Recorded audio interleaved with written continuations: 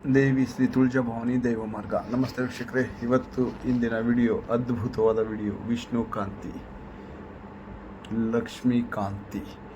ವಿಷ್ಣುಕಾಂತಿನ ತೋರಿಸಿರ್ತಾರೆ, ಲಕ್ಷ್ಮೀಕಾಂತಿನ ನಿಮಗೆ ಯಾರೂ ತೋರಿಸಿರಲ್ಲ. ಇದು ಎರಡು ಪ್ರಭೇದದಲ್ಲಿ ಬರುತ್ತೆ. ಒಂದು ಎಲೆ ರೂಪದಲ್ಲಿ ದೊಡ್ಡದಲ್ಲಿ ಇರೋದು ಬರುತ್ತೆ, ಆದರೆ ಇದು ರಿಯಲ್ ಲಕ್ಷ್ಮೀಕಾಂತಿ. ನೋಡಿ, ವಿಷ್ಣುಕಾಂತಿ ಪಕ್ಕದಲ್ಲಿ ಬಿಡ್ತಕ್ಕಂಥ ಲಕ್ಷ್ಮೀಕಾಂತಿ. ಇದು ಕೆಲವು ಊರುಗಳ ಮಧ್ಯೆ ಬದಿಗಳ ಮಧ್ಯೆ ಬೆಳೆದಿರ್ತವೆ, ಆದರೆ ಕಾಡಲ್ಲಿ ಬೆಳೆದಿರೋದು ವಿಶೇಷ. ನೋಡಿ, ಇದು ಲಕ್ಷ್ಮೀಕಾಂತಿ, ವಿಷ್ಣುಕಾಂತಿ. ಇದು ವಿಶೇಷ ದೇವರ ಪ್ರತಿಷ್ಠಾಪನೆ. ನಾವು ಹೊಸ ದೇವರುಗಳನ್ನು ಪ್ರತಿಷ್ಠಾಪನೆ ಮಾಡ್ತೀವಿ, ಕೂರಿಸ್ತೀವಿ ಅಂದಾಗ ಇವೆರಡು ಮೂಲಿಕೆಗಳ ಬೇರನ್ನು ನಾವು ಪ್ರತಿಷ್ಠಾಪನೆ ಮಾಡೋದ್ರಿಂದ ಖಚಿತವಾಗಲೂ ಅಲ್ಲಿ ಒಂದು ಆಕರ್ಷಣ ಶಕ್ತಿ, ದೈವಾಕರ್ಷಣೆ ಬರುತ್ತೆ. ದೇವರು ಹೂವು ಕೇಳಿದಟ್ಟಿಗೆ ಕೊಡುತ್ತೆ ಅಂತಿರಲ್ವ, ಅದು ಇದೇ ಮೂಲಿಕೆಯ ಪ್ರಭಾವ. ತಾಯಿ ಲಕ್ಷ್ಮೀದೇವಿ, ವಿಷ್ಣು ಪರಮಾತ್ಮರ ಒಂದು ಅದ್ಭುತವಾದ ಶಕ್ತಿ. ಇದನ್ನು ಎಲ್ಲರೂ ಸಿಕ್ಕರೆ ತಗೊಳ್ಳಿ.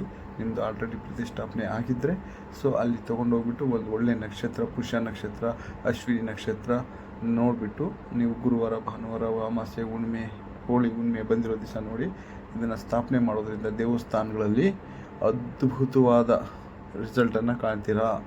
ದೇವಸ್ಥಾನಗಳಿಗೆ ಜನ ಬರ್ತಾಯಿಲ್ಲ, ನಿಂತೋಗ್ಬಿಟ್ಟಿದ್ದೆ ಅನ್ನತಕ್ಕಂಥವ್ರು ಈ ಮೂಲಿಕೆನ ಪ್ರಯೋಗ ಮಾಡ್ಕೊಳ್ಳಿ, ನಿಮ್ಮ ದೇವಸ್ಥಾನಗಳಲ್ಲಿ ಸ್ಥಾಪನೆ ಮಾಡ್ಕೊಳ್ಳಿ. ಅದ್ಭುತವಾಗಿ ಕೆಲಸ ಮಾಡ್ತಕ್ಕಂಥ ಒಂದು ವನಸ್ಪತಿ ವಿಷ್ಣುಕಾಂತಿ, ಲಕ್ಷ್ಮೀಕಾಂತಿ. ವಿಷ್ಣುಕಾಂತಿ ತೋರಿಸಿದರೆ, ಲಕ್ಷ್ಮೀಕಾಂತಿ ನಿಮಗೆ ಯಾರೂ ಇವತ್ತವರೆಗೂ ತೋರಿಸಿಲ್ಲ. ನಾನಿವತ್ತು ನಿಮಗೆ ಪರಿಚಯಿಸಿದ್ದೀನಿ, ಇದ್ರ ಉಪಯೋಗನ ಪಡ್ಕೊಳ್ಳಿ. ಇದೇ ನೋಡಿ ಲಕ್ಷ್ಮೀಕಾಂತಿ, ವಿಷ್ಣುಕಾಂತಿ. ಎಲ್ರಿಗೂ ಒಳ್ಳೆಯದಾಗಲಿ, ಇದ್ರ ಲಾಭನ ಪಡ್ಕೊಳ್ಳಿ. ಎಲ್ರಿಗೂ ದೇವರು ಆರೋಗ್ಯ ಆಯುಷ್ ಕೊಟ್ಟು ಕಾಪಾಡಲಿ. ನಾನು ಇತ್ತೀಚಿನ ವಿಡಿಯೋದಲ್ಲಿ ಫೋನ್ ನಂಬರ್ ಆಗ್ತಾಯಿಲ್ಲ. ಕಾರಣ ಏನಪ್ಪ ಅಂದರೆ ಸಾಕಷ್ಟು ಕರೆಗಳು, ಎಲ್ಲರಿಗೂ ಉತ್ತರ ಕೊಡೋಕ್ಕಾಗಲ್ಲ. ಅದರಲ್ಲಿ ಕೆಲವು ಕರೆಗಳು ಬರ್ತವೆ. ಸೊ ನೀವು ಇದೆಲ್ಲ ತೋರಿಸ್ಬಾರ್ದು, ಮಾಡಬಾರ್ದು ಅಂತ. ಸ್ವಾಮಿ, ನನ್ನ ಒಬ್ಬನ ಕೈಲಿ ಮೇಂಟೈನ್ ಮಾಡೋಕ್ಕಾಗಲ್ಲ ಅಂತಲೇ ಭಗವಂತ 330 ಕೋಟಿ ದೇವರು ಅವತಾರ ಐತಿ ಭೂಮಿ ಮೇಲೆ ಬಂದಿದ್ದಾವೆ. ಅಂಥದ್ರಲ್ಲಿ ನೀನು ಒಬ್ಬನೇ ಇಡೀ ಪ್ರಪಂಚನೇ ಆಳ್ಬಿಡ್ತೀಯಾ? ಆಗಲ್ಲ. ನನ್ನ ಕೈಲಿ ಎಷ್ಟಾಗುತ್ತೋ ಅಷ್ಟು ಜನಕ್ಕೆ ನಾನು ಮುಟ್ಟಿಸ್ಬೋದು. ನೀನು ಎಷ್ಟು ಸೇವೆ ಮಾಡೋಕ್ಕಾಗುತ್ತೋ ಅಷ್ಟೇ ಮಾಡ್ಬೋದು. ಮೈ ಮೇಲೆ ಎಣ್ಣೆ ಹಚ್ಕೊಂಡು ಮರಳಲ್ಲಿ ಹೋಗಿ ಎಷ್ಟು ಉಲ್ಟಾಡಿದ್ರು ಎಷ್ಟು ಅನ್ಬೇಕೋ ಅಷ್ಟೇ ಅಂಟೋದು. ಹಾಗಾಗಿ ಎಲ್ಲ ತಿಳ್ಕೊಳೋರೆಲ್ಲ ಇದನ್ನು ಮಾಡಲ್ಲ. ತಿಳಿದಿರುತ್ತೆ, ಜನಕ್ಕೆ ತಿಳ್ಕೊಳ್ಳಿ ಅಂತ ತೋರಿಸಿರೋದು. ಕೆಲವರು ಅರ್ಚಕರು, ದೇವಿ ಆರಾಧಕರು ಇಂಥವ್ರು ಯಾರಾದರೂ ಅನುಕೂಲ ಆದರೆ ಮಾಡ್ಕೊಳ್ಳಿ, ಬಿಡಿ. ಅವ್ರು ಒಳ್ಳೇದು ಮಾಡ್ಕೊಂಡು ಅಲ್ಲಿರೋ ಸುತ್ತಮುತ್ತ ಜನಕ್ಕೆ ಒಳ್ಳೇದನ್ನು ಮಾಡಲಿ.